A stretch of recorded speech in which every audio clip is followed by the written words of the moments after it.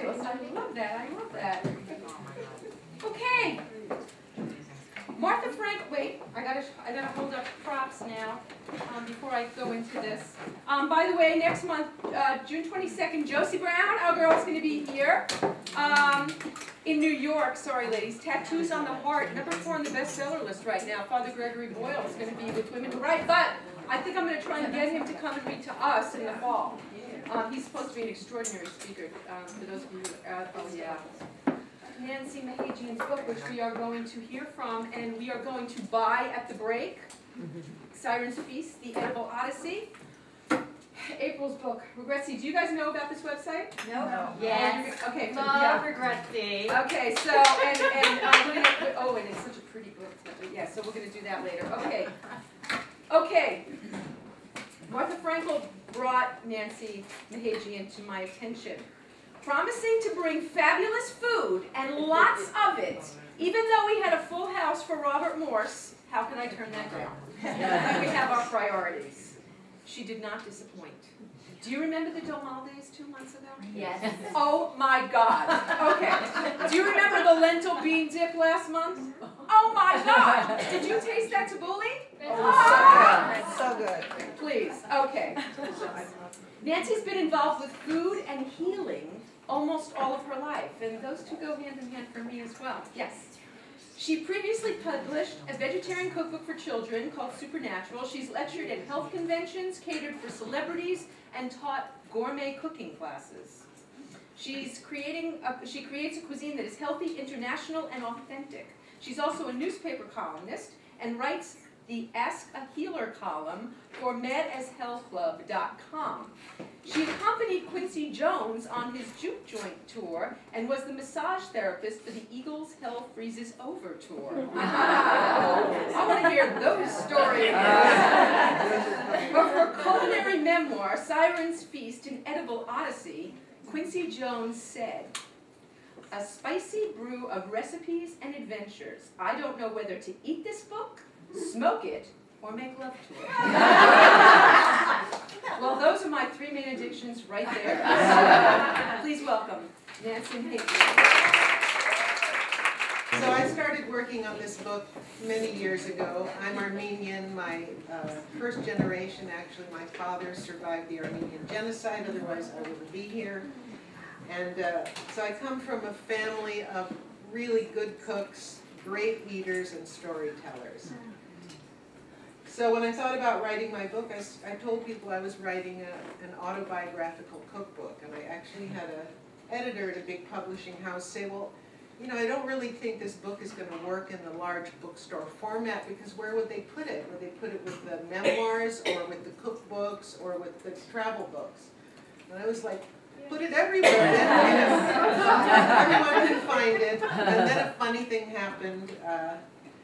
2 books, memoirs with recipes, hit the bestseller list at the same time. Ruth Reichel's Tender at the Bone and Isabel Allende's Aphrodite. So publishing community had to come up with a name for the genre, and thus the culinary memoir was born. So that's what I get to tell people this is. And I ended up self-publishing. One of my daughter's friends did all the artwork and designed the book. It was printed in Italy, and I got to make it a green book. That's why it weighs almost 2 pounds, because it's recycled paper and it's thread bound. I mean, the Italians really know how to do things. And it has won 4 awards, so that was kind of exciting. Oh my God, I forgot to say that. So, because it's a culinary memoir, I'd like to invite you to the feast. According to the Tibetans, when a soul is about to reincarnate, it envisions mating couples and chooses its parents based on whatever traits need to be cultivated or lessons need to be experienced in its next lifetime. The idea made perfect sense to me. I was a hungry soul, so I chose parents who were going to feed me well. My beginnings were mythical. That is, I was born in a town named for a mythical creature, the phoenix. In the classical legend, the phoenix gives birth to itself. The young phoenix then gathers the ashes of its predecessors into an egg of myrrh, and flies to the city of the sun where it deposits the egg on the altar of the sun god. As a first-generation Armenian American, my life began far from the land of my ancestors, victims of persecution and genocide. Phoenix, Arizona is where my family rose from the ashes. They brought with them the food and the culture of their predecessors, their own phoenix eggs, and did in a sense deposit them in the Valley of the Sun. As a child, the image of that mystical bird was emblazoned in my spirit and kindled in me an urge for adventure. Food and pleasure became intertwined in my very being as my large extended family gathered together to cook, eat, play games, and share stories. In my family, everything was pretext for a great feast. A good cook is like a sorceress who dispenses happiness. So wrote Elsa Schiaparelli, the avant-garde Parisian fashion designer. She could have been describing my mother. Observing Mom in the kitchen was to witness a kind of alchemy.